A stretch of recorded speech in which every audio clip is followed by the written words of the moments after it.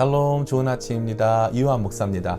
하나님의 말씀으로 하루를 여는 오늘 다시 시작 다시. 오늘 또 우리가 함께 읽을 말씀은 사무엘 하 16에서 19장까지의 말씀이 되겠습니다. 이 중 우리가 집중하기 원하는 부분은 16장 5에서 14절 말씀입니다. 다윗 왕이 바후림에 이르매 거기서 사울의 친족 한 사람이 나오니 게라의 아들이요 이름은 시므이라.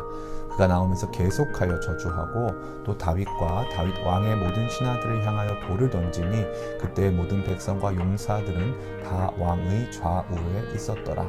시므이가 저주하는 가운데 이와 같이 말하니라. 피를 흘린 자여 사악한 자여 가거라 가거라. 사울의 족속의 모든 피를 여호와께서 내게로 돌리셨도다. 그를 이어서 내가 왕이 되었으나 여호와께서 나라를 내 아들 압살롬의 손에 넘기셨도다. 보라 너는 피를 흘린 자이므로 화를 자초하였느니라 하는지라. 수리아의 아들 아비새가 왕께 여짜오되 이 죽은 개가 어찌 내 주 왕을 저주하리이까. 청하건대 내가 건너가서 그의 머리를 베게 하소서 하니 왕이 이르되 수리아의 아들들아 내가 너희와 무슨 상관이 있느냐.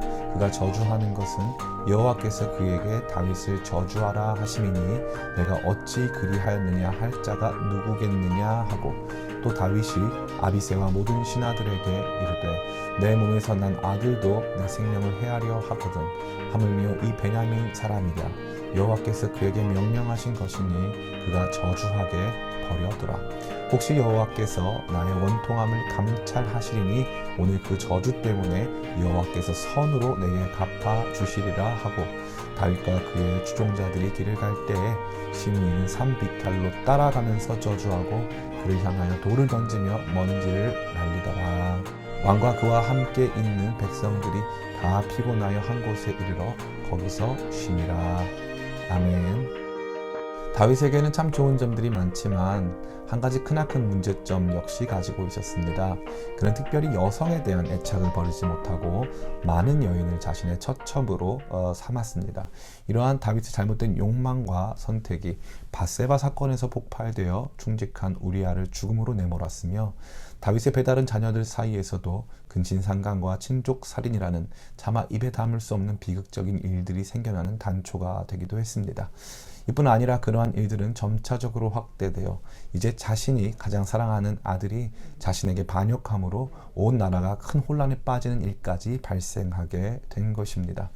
이러한 모습 속에서 하나님의 심판은 단순히 하나님께서 우리에게 어려움을 주시는 것이 아니라 그동안 얼마든지 우리 연약함과 죄악 속에 잘못될 수 있었던 일들을 하나님께서 은혜로 덮어주시다가 이제 당신의 은혜의 손을 거두시면서 우리 각자가 마땅히 받아야 할 우리 자신의 행동과 선택의 결과를 만나게 하는 것이 심판이다라는 생각이 들지 않을 수 없습니다.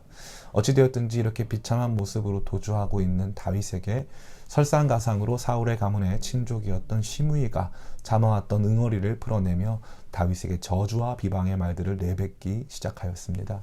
이것은 다윗에게 매우 뼈아픈 비방이었습니다. 다윗이 사울을 죽이지도 않았고 적대감을 가지고 있지도 않았음에도 불구하고 사울 이후에 등극한 것만으로 사울 왕가를 피로 물들인 사람으로 매도당하고 있던 것입니다. 가뜩이나 아들에게 배신당한 수치심으로 가득한 상태에서 이와 같은 공개적인 비방과 저주, 욕설이 자신에게 던져졌을 때 다윗의 심정은 어떠했을까요? 그의 심정을 공감했던 아비새는 시므이를 죽이자고 할 정도였습니다. 그러나 다윗은 그에게 손을 대지 못하게 하고 그저 자신에게 주어진 비방과 저주를 묵묵히 받아들입니다. 11에서 12절까지 말씀이 이렇게 말하고 있습니다. 또 다윗이 아비새와 모든 신하들에게 이르되 내 몸에서 난 아들도 내 생명을 해하려 하거든. 하물며 이 베냐민 사람이랴. 여호와께서 그에게 명령하신 것이니 그가 저주하게 버려두라. 혹시 여호와께서 나의 원통함을 감찰하시리니 오늘 그 저주 때문에 여호와께서 선으로 내게 갚아 주리라 하고 다윗은 이 모든 비방이 하나님께로부터 말미암았다고 말하며 자신이 당하고 있는 어려움을 그저 감내해 나가고 있었습니다. 이 말씀은 오늘을 살아가는 우리에게 어떠한 메시지를 던져주고 있습니까? 그것은 바로 우리가 고난과 어려움을 당할 때 사람과 싸우는 것이 아니라는 것입니다. 다윗은 알았습니다. 자신의 삶이 하나님의 주권적인 통치 아래 있다는 것을 말이지요. 그래서 그는 자신이 어려움을 당할 때 누군가를 원망하지 않고 그 안에서 버텨내고 참아왔습니다. 그리고 그러한 어려움을 준 사람들과 싸우려 하지도 않았습니다. 유일하게 예외적으로 나발과 싸우고 싶었지만 아비가일의 도움으로 잘 참아 이겨낼 수 있었습니다.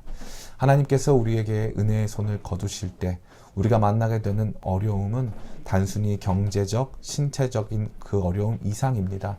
심리적이고 관계적인 부분에서도 엄청난 어려움이 다가오는 것이죠.